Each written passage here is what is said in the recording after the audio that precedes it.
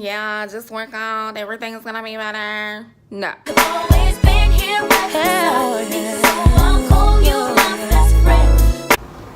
Good morning, best friends. It is Sunday, November 4th, and day 9 of keto. So I'm about to go hop on the scale before I get dressed for church. Let's do it.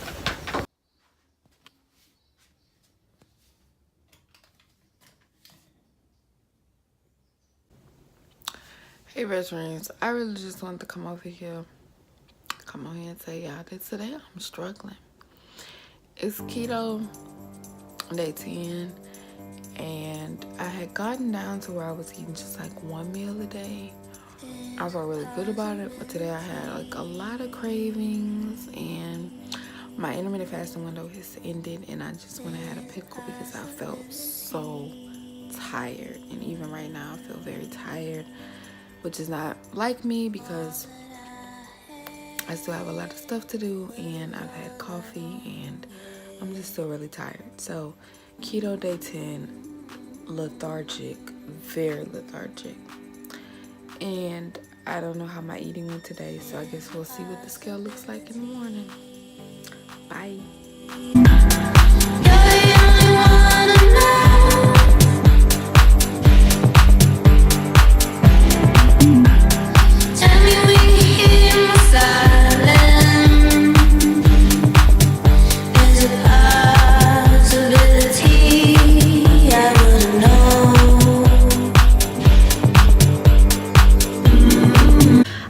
To pop in and talk to you guys for a moment, just because I know that we talk heavily about weight loss on this channel, but I feel like a lot of times people forget to speak about what that looks like mentally, in terms of willpower, in terms of dealing with emotional stress and depression, and anxiety, and a lot of the things that people who struggle with their weight, like me, deal with as well, and kind of some ways that I've been able to overcome those things.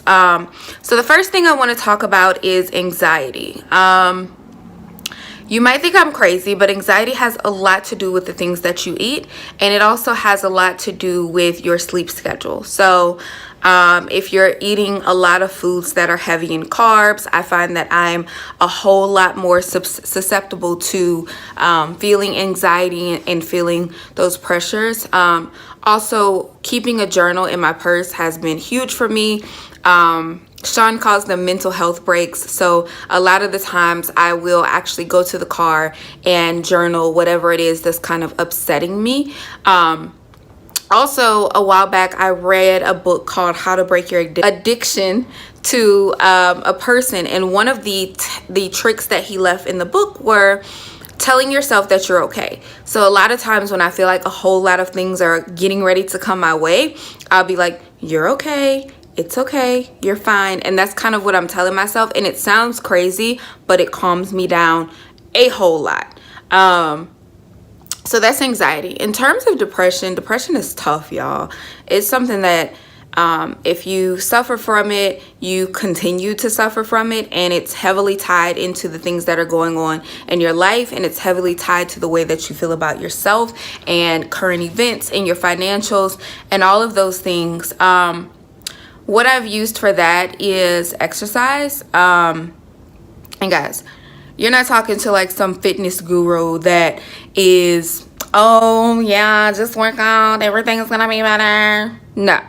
Okay, this is me. All right. Seriously, any form of exercise, whether it's going on a walk, whether it's working out in your living room, it doesn't have to be high intensity. You don't even have to like sweat or anything like that, but I'm telling you, get outside of yourself for just a moment. Another thing that I've done to combat depression is community service and public service. That's something that I started doing to combat depression when I was like 16 or 17 years old, and it's something that I've carried on. So anytime I feel like my life is just like out of my control, a lot of times what I'll do is service in order to give back. Also prayer. Jesus heals, Jesus helps, Jesus saves, right? There have been times I literally felt like everything was just so heavy and I couldn't deal with another thing, and I fell to my knees and I cried out to God, and I instantly felt better. He is the magic pill. I mean, no offense if I've offended you, if you feel a certain way, but for me, he's my ace in the hole. He is my magic pill, and that's how I'm able to get out of the bed on a lot of days when I felt like I couldn't get out the bed or I didn't have a reason to get out the bed. Jesus, honestly.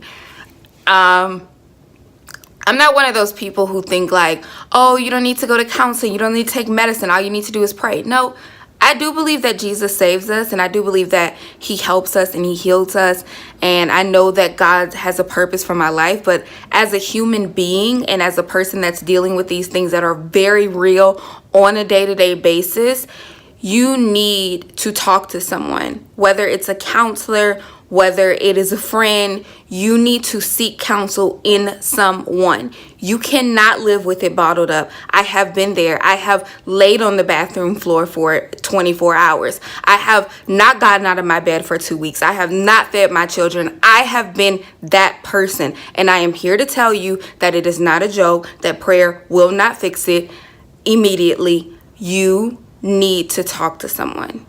And if that person needs to be me, hit me up.